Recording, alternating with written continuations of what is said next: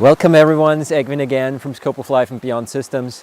Now this is the first attempt we make to bring all the different bits and pieces together that we've been discussing in the extensive How to Walk Correctly tutorial.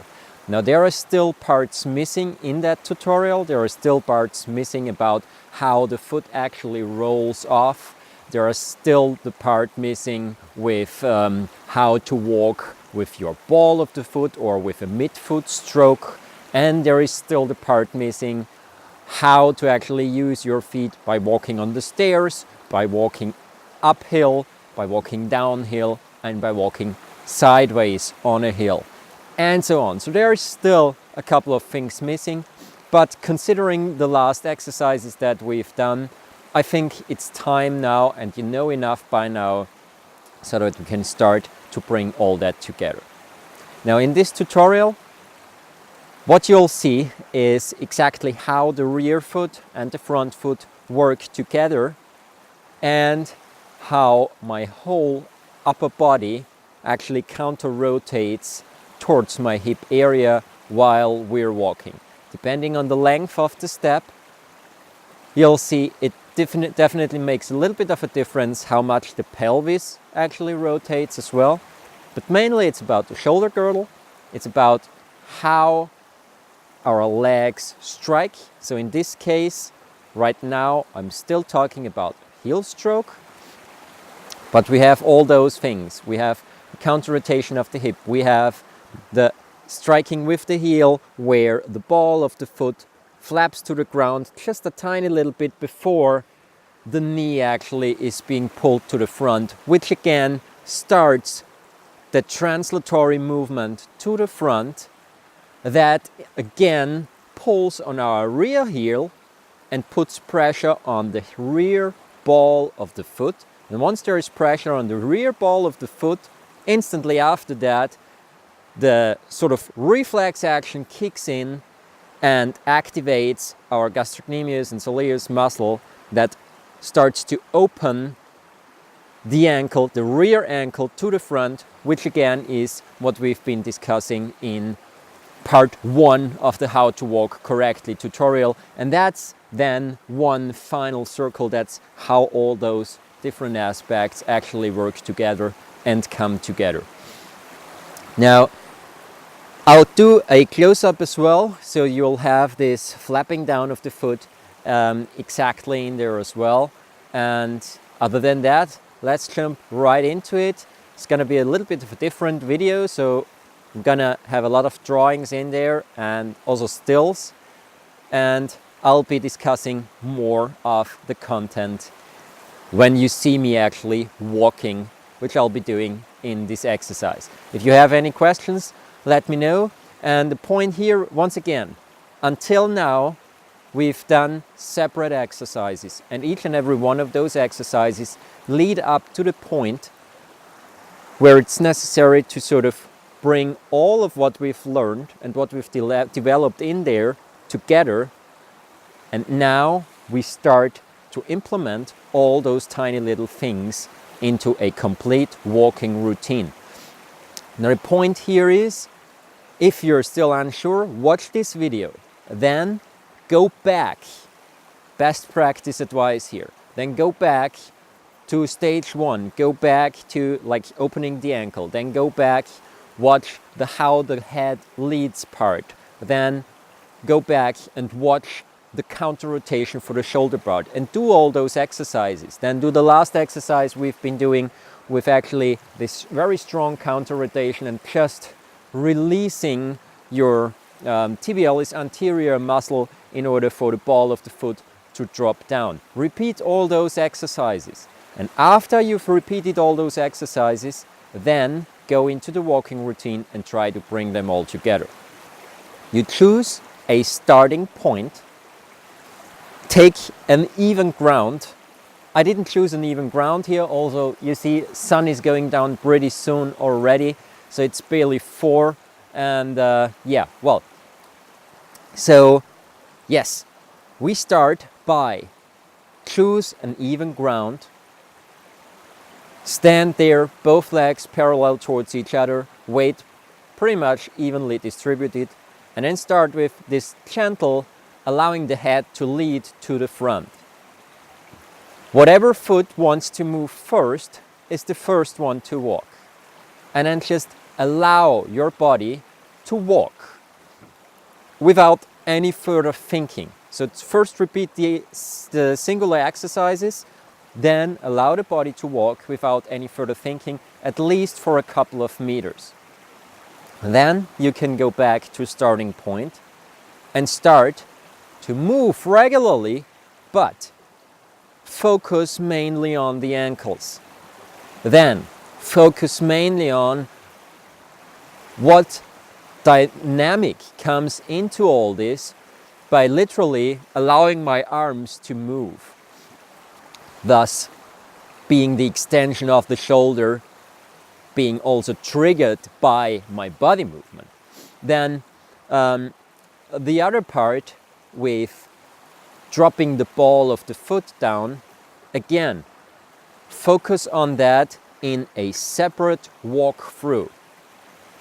And then slowly but steady start to shift your perception while you're walking. Take a longer path, say for 50 meters, 60 meters, something like that, and start walking.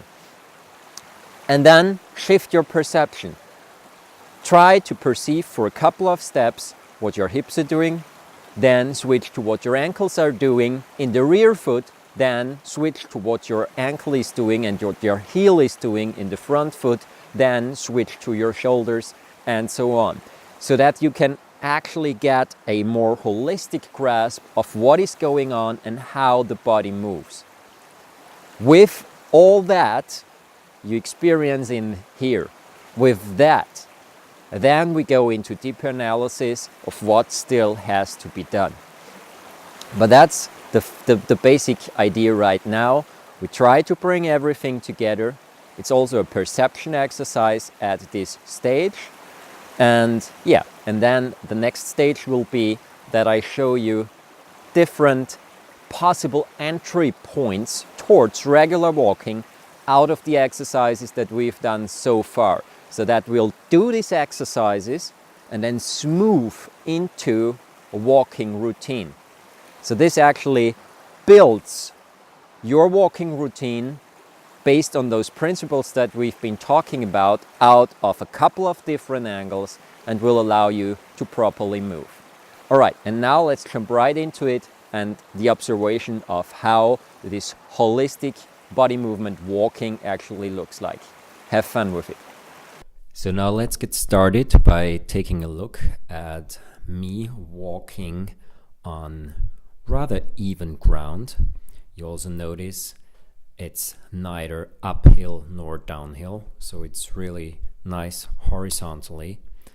And also observe the pace. So it's pretty much rather slow to normal walking pace that I'm using here, and we're going to discuss this version first, because the second we change speed, the biomechanics change a little bit as well. All right, now let's take a look at this first picture. Let's talk about what we see here first. We have BA, which resembles the body axis. We have PC, which is the pelvic central axis. And we have A and B, the distance is A and B. And we have this 95-degree angle. Now, to start with the body axis, as you can see, is slightly angled to the front, which resembles the head leads action that we were talking about in the tutorials before. The PC, the pelvic central axis, this is actually just a fictionary axis that I put here to display how the weight shifts towards the front foot, hence also lengths A and B. At the moment, A is larger than B, just to realize that. Now the center of gravity in this picture would lie a little bit in front of the PC axis, since my body axis is a little bit angled to the front. Now what's with the 95-degree angle? The frame I took here is exactly where the heel touches the ground. The front heel touches the ground for the first time. And even in that moment of the front heel touching the ground, the angle between your foot and your lower leg is already more than 90 degrees. Now, just to understand each other, the degrees that I put here in this picture and in the following frames, they are only here to display what's happening between the foot and the lower leg. Please do not try to mimic those degrees perfectly. This is a very specific situation here. Like we have an even ground, I'm walking barefoot on a straight line. So this is just to display that there is a change in angle in my ankle joint. That's why I put those degrees there. They are actually measured, but still do not think that you have to reach exactly 95 degrees. For some it might be 93, for some it might be 98, and so on. So this depends on the length of your step and so on many different aspects. So this is just to show you what happens between the foot and the lower leg. Also notice that at the moment the lower leg and the upper leg, the thigh area, are in more or less one straight line. So the knee is not overextended, it is micro bent, but still I have my upper and lower leg roughly in one line in front of me. Also the rear foot, the knee is not overextended to the back. The heel of the rear foot is still on the ground. So I have a solid foundation on my rear foot at the moment. And that's the first frame of this step. So let's jump over to the second frame and see how it goes along. As you can see, the center of gravity already shifted a little bit further towards the front foot. The angle in the front foot increased, so the ankle angle is increasing already. Before we had 95, now you have 98 degrees. So the ball of the foot actually starts to drop away from the lower leg. Also notice that by now there is a slight bend in the knee. That's already the result of my ball of the foot dropping to the ground. It's already pulling a little bit on the tibialis anterior muscle, already opening the right knee a little bit to the front. Not that big a movement at the moment, but still the axis of the lower and the upper leg are already distinguishable from each other. Also notice A and B are almost the same length right now, which resembles the pelvic central axis to have shifted a little bit more to the front. The rear leg is still in a straight line. The rear heel is still completely fixed on the ground. So basically what this means is that by now what happened is a slight rotation of the pelvis for once and a stronger extension of the left hip joint. So this is frame number 2 for now. The next progression, we have 108 degrees between the right forefoot and the lower leg. Now the ball of the foot is still not 100% on the ground. Notice the angle between the lower leg and the upper leg on the right side slightly increased again, but really almost not noticeable. And the center of gravity once again shifted a little bit further to the front. Now the extension in the left hip joint is now even more visible, since the left leg is currently still almost completely straight, and the left heel is just about to leave the ground. So there is already a slight shift of the weight in the rear leg from the heel towards the ball of the foot. And our A and B, obviously, length A is now a little bit shorter already than the B side. As you can see, the front ball of the foot is now completely on the ground. The front foot is fully grounded by now. We have a 111-degree angle between the front foot and the front lower leg. Also notice that the angle in the front knee hardly changed. So there is still a slight bend in the front knee, more than in the first frame, but hardly more than in the second and third frame. That's because the initial opening of the knee, which is important to take out that jolt of touching the ground, actually happened 2 frames ago already.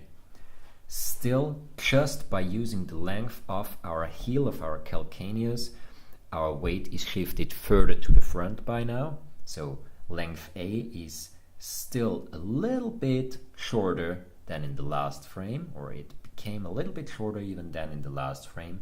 Length B increases. We have still quite a good extension in my left hip joint. The left leg is more or less still straight, and attention to the left heel. The left heel already left the ground right now. So the ball of the left foot is still completely on the ground. The left heel actually is in the air by now. Also notice the body axis. The body axis still has this slight inclination to the front, which is really important because that head leads concept that stays throughout the whole thing. Now this picture is really interesting. That's actually the next frame of the film. Now, as you can see, the angle between the front foot and the front lower leg is decreasing by now. So we have 103 degrees, which means that the lower leg actually starts to move to the front over the ankle again. As you can see, length A is even shorter than before, length B a lot larger. So by now we have a definitive visible weight shift from the rear to the front. What's important here, you see that the rear heel is now even further off the ground. Now, there is a reflex action that activates our gastrocnemius muscle, which is the muscle in the rear of our lower leg. That muscle that actually opens the ankle to the front because it pulls on the heel. Now, the second you put pressure on the ball of the foot, this gastrocnemius muscle engages.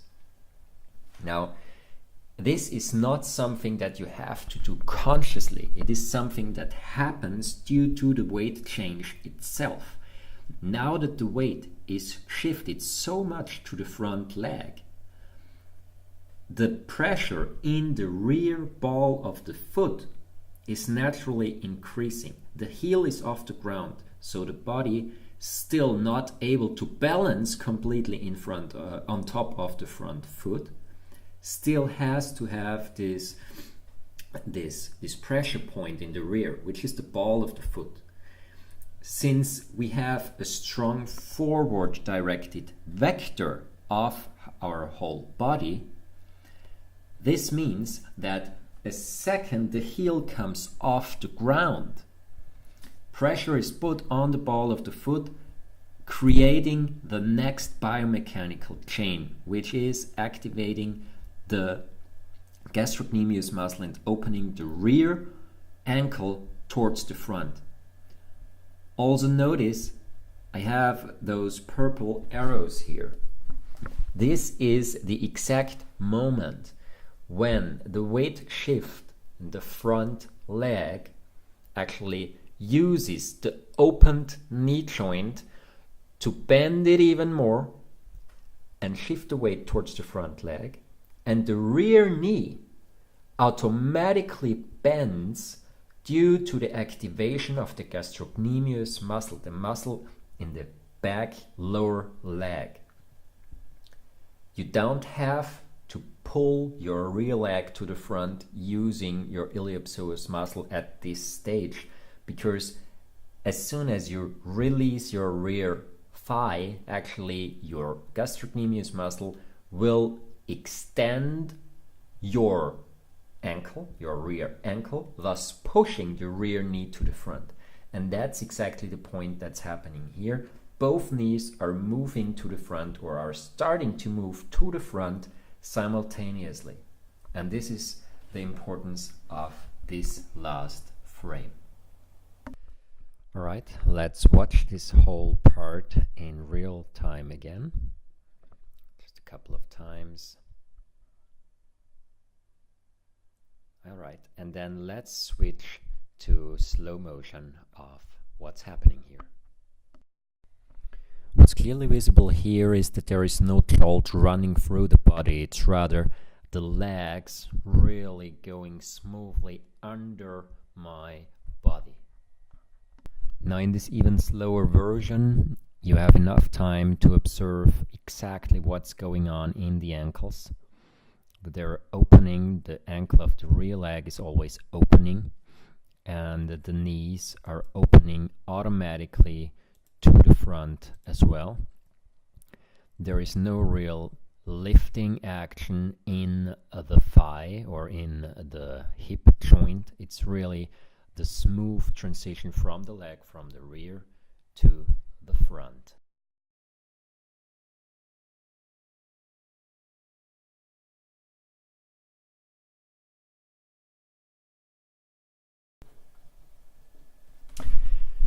In this version, a couple of outside things are different. First of all, I'm walking slightly uphill and downhill, depending on from which direction I'm walking.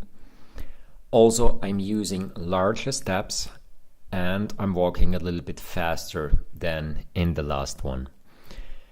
There are a couple of other things that are different here, like the surface that I'm walking on is much more slippery here. That also changes biomechanics a little bit, but that's nothing I'm going to go into greater detail in this video. Otherwise, this is going to be 2 hours. So I'm trying to keep it neat and short as starting from now. All right, now when we take a look at what I'm doing here, I'm going to switch to slow motion in a second.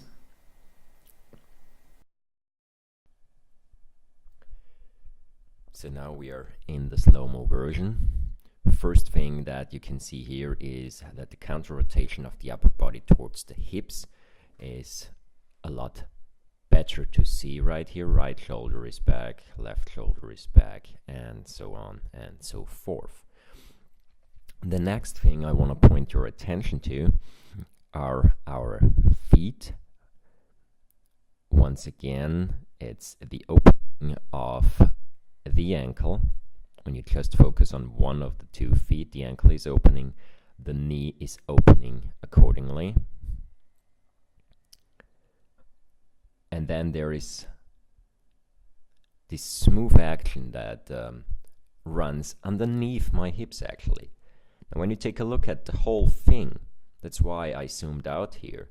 There is no jolt running into the pelvis, no jolt running through the whole spine up into the head.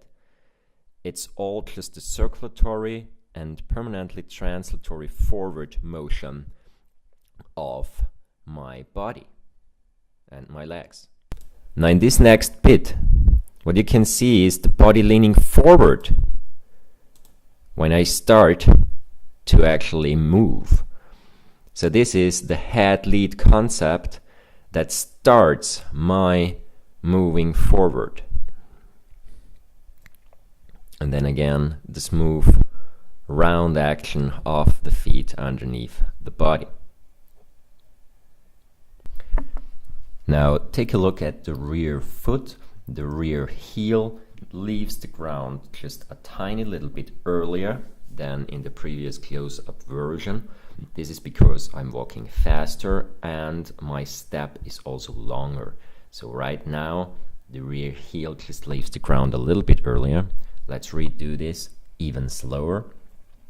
Still, you can see the opening of the ankle, the opening of the knee, the counter rotation. The body is permanently slightly angled forward. It's hardly noticeable unless you really draw a central line through it. So the movement is smooth. We have the counter rotation, we have the movement of the ankle, of the knee, we have the stability, and we have the freedom in the legs. Now, please note that my trousers here are rather wide down at the ankle, which is why the leg might look a little bit overextended when it comes to the front, but I assure you it's not. Probably gonna reshoot that with just short trousers or something like that at a certain point. So yeah, that's it.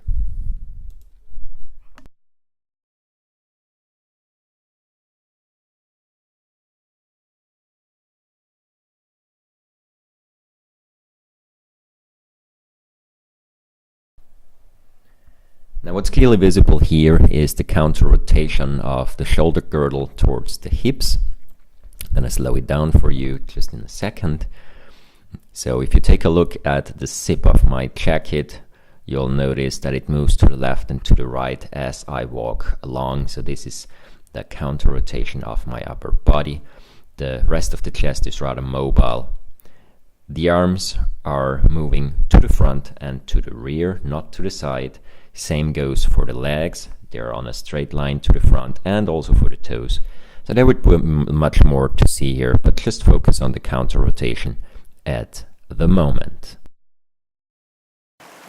Alright, thanks so much for watching, and see you around soon. If you have any questions, which I can easily imagine, please leave them in the comment box below.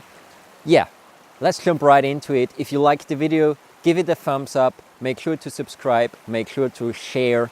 Also, if you haven't watched the other videos of the How to Walk Correctly tutorial, it's probably a bit difficult to understand everything that I've been saying in this one. So if you have the time, jump back and take a look at those other videos. There's a lot of very important information in there. And as mentioned before, we're still not at the end of this. There are still a couple of things to come for midfoot, front foot stroke, for walking uphill, downhill, and so on. And also all this balance part, what the free leg is actually doing, how the mechanics of that work exactly, and so on. So there is still a couple of things to come. See you around soon. Have a wonderful time and all the best. Bye.